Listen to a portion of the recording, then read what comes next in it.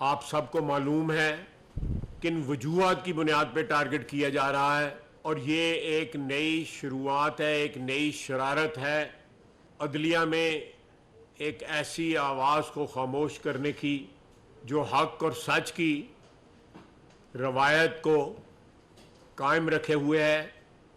اور میں پھر کہوں گا کہ ریاست اس بات کی قطعی طور پہ اجازت نہیں دی جائے گی اور قانون اپنی پوری قوت کے ساتھ حرکت میں آئے گا۔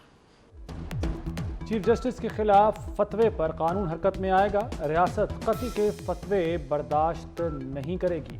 حکومت کا سوشل میڈیا پر اکسانے والی پوسٹوں پر سخت ایکشن کا اعلان۔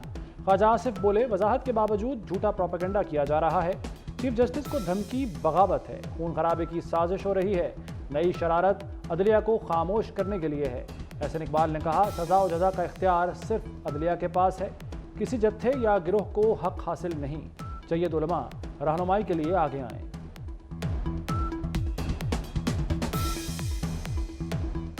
پاکستان کے آئین سے کھلی بغاوت ہے۔ یہ وہ طبقہ ہے کہ جنہیں 2017-18 میں ایک سیاسی ایجنڈے کے تحت کھڑا کیا گیا تھا۔ چیف جسٹس پاکستان کو قتل کی دھمکی دینے پر تحریک لبیک کا نائب امیر گرفتار، ظہیر الحسن شاہ کو اکاڑا سے حراست میں لیا گیا، نامعلوم مقام پر منتقل۔ دہشت گردی، مذہبی منافرت، فساد کی دفعات شامل، عدلیہ پر دباؤ اور دھمکیوں کی دفعات بھی شامل۔ ٹی ایل پی کے 1500 کارکن بھی مقدمے میں نامزد۔ کسی شخص کو یہ حق نہیں ہے کہ وہ کسی عدالتی فیصلے کے حوالے سے کوئی قتل کا فتویٰ یا جان کا فتویٰ جاری کرے۔ جو یہ فتوے جاری کرنے کا اور ریاست کے اندر ریاست بنانے کا یہ جو رواج ہے، اس کی ہم سب کو مل کے مذمت کرنی چاہیے۔ ریاست انسانی حقوق کے یا فریڈم آف ایکسپریشن کے لبادے میں کسی کو یہ اجازت نہیں دے گی کہ اس کے منہ میں جو آئے وہ کہہ دے۔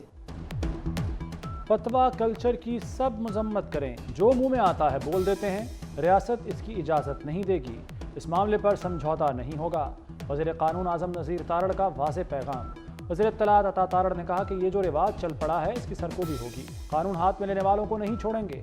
حنیف عباسی بولے، انارکی پھیلانے نہیں دیں گے، وزیر اعظم پارلیمنٹ میں اس پر گفتگو کریں گے۔ ہم یہ سمجھتے ہیں as a party, as a legal, as a parliamentarian, ساری پاکستان تحریک انصاف، کسی بھی بندے کو یہ حق نہیں ہے کہ کسی اور کے خلاف فتویٰ ایشو کر لے مذہب کے حساب سے۔ ان لوگوں کے اس طرح ہم نے سب اس کی ہمیشہ سے مذمت کی ہے۔ اتنی مذمت اس بات کی جائے وہ مذمت کم ہے۔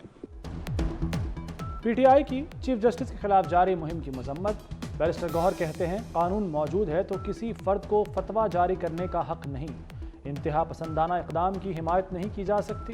شبلی فراز نے کہا، فتووں کی گنجائش نہیں ہے، فیصلوں پر اعتراض ہے تو چیلنج کریں۔ وائلنس کا ایک بازار گرم ہے، وائلنس سے لوگوں کو شہید کیا جا رہا ہے، اس پر یہ اسمبلی کب جذباتی ہوگی؟ یہ پنجابیوں کے قتل پہ کب جذباتی ہوگی؟ یہ ان کے اغوا پہ کب جذباتی ہوگی؟ کیا ہم نے اسمبلی سے ابھی کوئی ایک ریزولوشن پاس کرائی ہے جو 11 لوگ آج بھی ان کے قبضے میں ہیں؟ اسپیکر دیر از نو سٹوری ٹیلر۔ اور جب وہ سٹوری ٹیلنگ کی جاتی ہے تو بڑے آسانی کے ساتھ کہہ دیا جاتا ہے کہ جی یہ تو بات ٹھیک نہیں ہے، یہ تو انٹیلیجنس ایجنسیز، تو کیا راک ایجنٹ بن جائیں؟ بلوچستان میں پنجابی بھائیوں کے قتل پر کوئی بات کیوں نہیں کرتا؟ وزیر اعلیٰ بلوچستان سرفراز بگٹی کا سوال۔ کہا، کسی کو لاشوں پر سیاست نہیں کرنے دیں گے، ریاست مظلوم کے ساتھ کھڑی ہے، ظالم کے ساتھ نہیں۔ گوادر اور سی پیک کی ترقی کو روکنے کے لیے جلسہ کیا گیا۔ کیا ہم اپنی انٹیلیجنس ایجنسیوں کو سپورٹ نہ کریں؟ کیا ہم راک ایجنٹ بن جائیں؟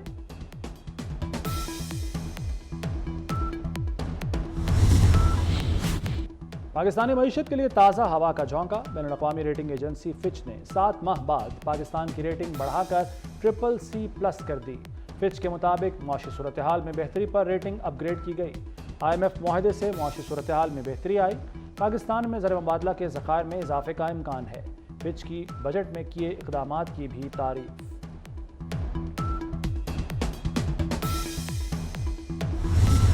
پالیسی ریٹ جو اس وقت جو 20.5% تھا وہ کم ہو کے 19.5% ہو گیا۔ یہ اگلی مونٹری پالیسی تک رہے گا، اس کے بعد ستمبر میں پھر دوبارہ سے مونٹری پالیسی کمیٹی کی میٹنگ ہوگی، تو اس میں پھر دوبارہ سے جو ہے وہ اگلی ڈیولپمنٹس جو ہے ریویو کی جائیں گی. جون کے اندر ہمارے ریزرو جو ہے جون 2023 میں $4.4 بلین تھے, 4 بلین سے تھوڑے اوپر, جو اس سال کے جون میں 24 میں بڑھ کر $9.4 بلین ہو گئے. تو اس میں تقریباً شرح سود 1% کم 19.5% پر آ گئی.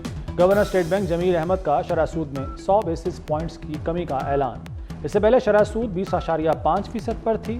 گورنر اسٹیٹ بینک نے کہا کہ زر مبادلہ کے ذخائر میں بہتری آئی ہے, مہنگائی میں بتدریج کمی آ رہی ہے. مہنگائی کی شرح 38% سے کم ہو کر 12.5% ہو گئی.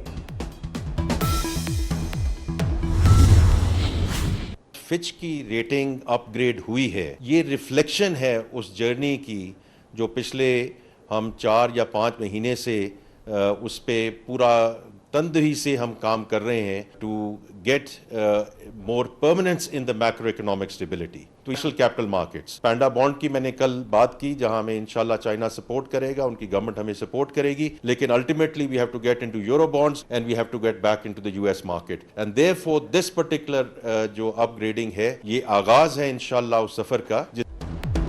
وزیر خزانہ محمد اورنگزیب نے شرح سود میں مزید کمی کا عندیہ دے دیا. کہتے ہیں پالیسی ریٹ مزید نیچے آتا دیکھیں گے, ہم یورو بانڈز اور امریکی مارکیٹ کی طرف بھی جائیں گے. فچ ریٹنگ ہماری کاوشوں کا نتیجہ ہے. عالمی اداروں کا پاکستان پر اعتماد بڑھ رہا ہے. پرائیویٹ سیکٹر کی گروتھ ہوگی.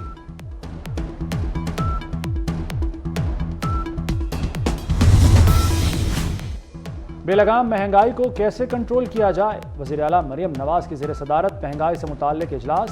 سپلائی چین میکنزم کو مزید مؤثر بنانے کے لیے اقدامات کی ہدایت. مریم نواز نے کہا کہ عوام پر مہنگائی کا بوجھ ڈالنے کی اجازت نہیں دیں گے. بنیادی اشیاء ضروریہ کے نرخ عوام کی پہنچ میں ہونے چاہیے.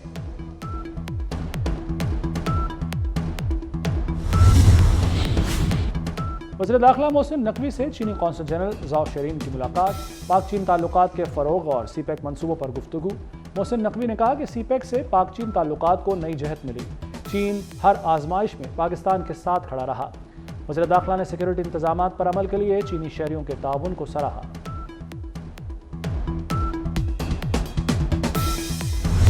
ہمارا سیدھا مطالبہ ہے کہ یہ ساری مراحل ختم ہونی چاہیے. بجلی کی قیمت کم ہونی چاہیے.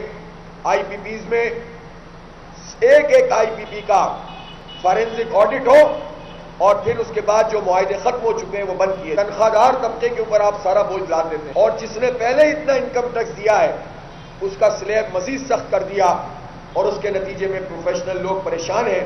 تو جب آپ کی طرف سے یہ جیسچر نہیں ہوتا اور آپ کی عیاشیاں ختم نہیں ہوتی تو یہ بوجھ قوم کیوں اٹھائے؟ جماعت اسلامی کا راولپنڈی میں دھرنے کا چوتھا روز. امیر جماعت اسلامی حافظ نعیم الرحمان کا کہنا ہے کہ ماضی میں آئی پی پی سے ناجائز معاہدے کیے گئے. ناجائز معاہدوں کے پیسے عوام کیوں دیں؟ حکومت عوام سے جھوٹ بولنے سے باز آئے, ہمارے راستے نہ روکے. ہم ہر صورت پرامن رہنا چاہتے ہیں. بجلی کی قیمت کم, مراعات ختم ہونی چاہیے.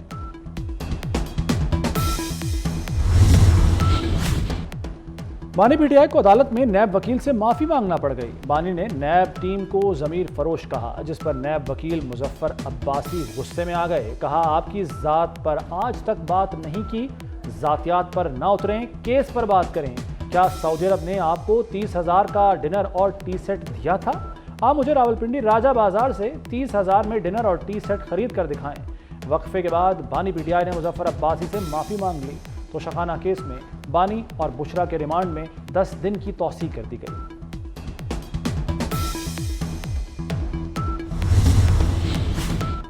سپریم کورٹ کے حکم پر عمل درآمد کا دوسرا مرحلہ. الیکشن کمیشن نے پنجاب اسمبلی کے 29, کے پی اسمبلی کے 58 ارکان کو پی ٹی آئی کا رکن تسلیم کر لیا.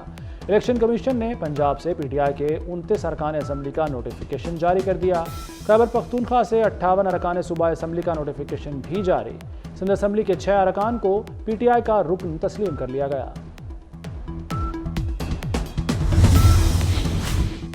9 مئی مقدمے کا اوپن ٹرائل ہوگا. انسداد دہشت گردی عدالت نے شاہ محمود قریشی کی درخواست پر فیصلہ سنا دیا. عدالت نے کہا کہ میڈیا کے 10 نمائندوں کو کارروائی کی کوریج کی اجازت ہوگی. ملزموں کی فیملی بھی ٹرائل کی کارروائی دیکھنے کے لیے جیل آ سکتی ہے.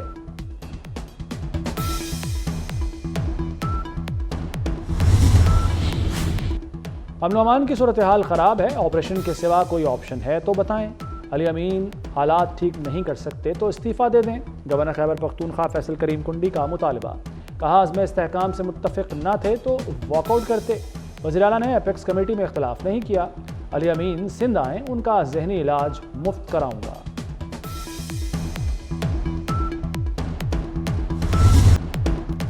عالمی مارکیٹ میں خام تیل کی قیمتوں میں نمایاں کمی، ہائی سپیڈ ڈیزل 11 روپے سستا کرنے کی تجویز، پیٹرول بھی 5 روپے 50 پیسے فی لیٹر سستا کرنے کی سفارش کر دی گئی۔ خیبر پختونخوا میں سیکورٹی فورسز کی 3 مختلف کارروائیاں، فتنہ الخوارج کے قاری سمیت 5 دہشت گرد مار دیے، آپریشنز کے دوران دہشت گردوں کے ٹھکانے بھی تباہ، اسلحہ، گولہ بارود اور دھماکہ خیز مواد کا ذخیرہ برآمد، ISPR کے مطابق فائرنگ سے پولیس کانسٹیبل ابرار حسین شہید ہو گئے۔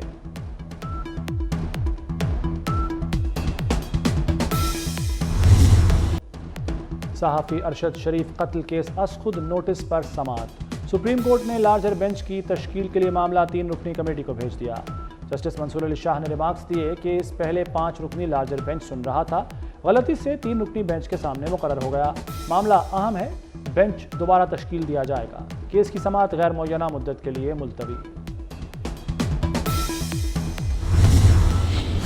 Constitution of the Islamic Republic of Pakistan and the law in accordance with the Constitution of the Islamic Republic of Pakistan and the law. Supreme court میں ایڈ ہاک ججز کی تعیناتی، justice سردار طارق مسعود اور justice مظہر عالم میاں نے ad hoc جج کا حلف اٹھا لیا، چیف جسٹس قاضی فائز عیسیٰ نے حلف لیا، دونوں ایڈ ہاک ججز نے حلف لیتے ہی کام شروع کر دیا، 2 رکنی بینچ 4 روز میں 38 مقدمات کی سماعت کرے گا۔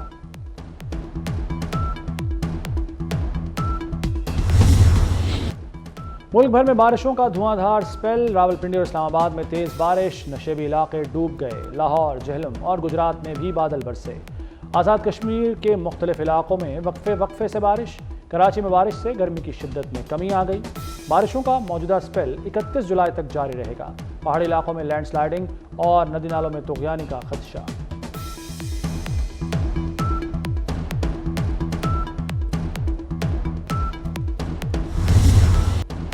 غزہ میں فلسطینیوں کی نسل کشی جاری، خان یونس اور المواسی کیمپ پر حملوں میں 70 فلسطینی شہید ہو گئے، بلاتا پناہ گزین کیمپ میں اسرائیلی فورسز نے 17 سالہ نوجوان کو گولی مار دی، غزہ میں شہادتیں 29,324 ہو گئیں۔ اسرائیل اور حزب اللہ کے درمیان کشیدگی میں اضافہ، اسرائیل نے بیروت پر حملے کی تیاری کر لی، اسرائیلی سیکیورٹی کابینہ نے حزب اللہ کے خلاف راکٹ حملوں کی منظوری دے دی، امریکہ نے بھی گولان میں دھماکے کا الزام حزب اللہ پر عائد کر دیا، حزب اللہ نے گولان حملے کے ذمہ داروں کے تعین کے لیے عالمی تحقیقات کرانے کا مطالبہ کر دیا۔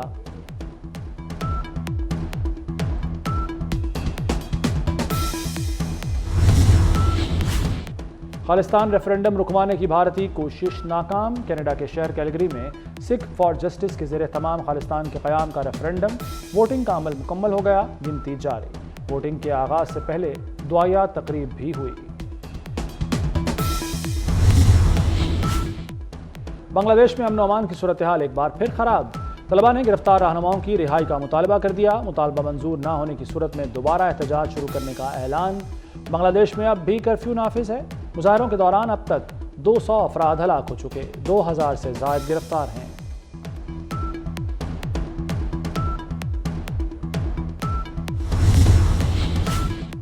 ایران کے سپریم لیڈر آیت اللہ خامنائی نے نومنتخب صدر مسعود پزشکیان کی توثیق کر دی، نومنتخب ایرانی صدر مسعود پزشکیان منگل کو حلف اٹھائیں گے، وزیراعظم شہباز شریف سمیت 70 غیر ملکی رہنما شرکت کریں گے، مسعود پزشکیان نے 72 سالہ عارف رضا کو نائب صدر مقرر کر دیا۔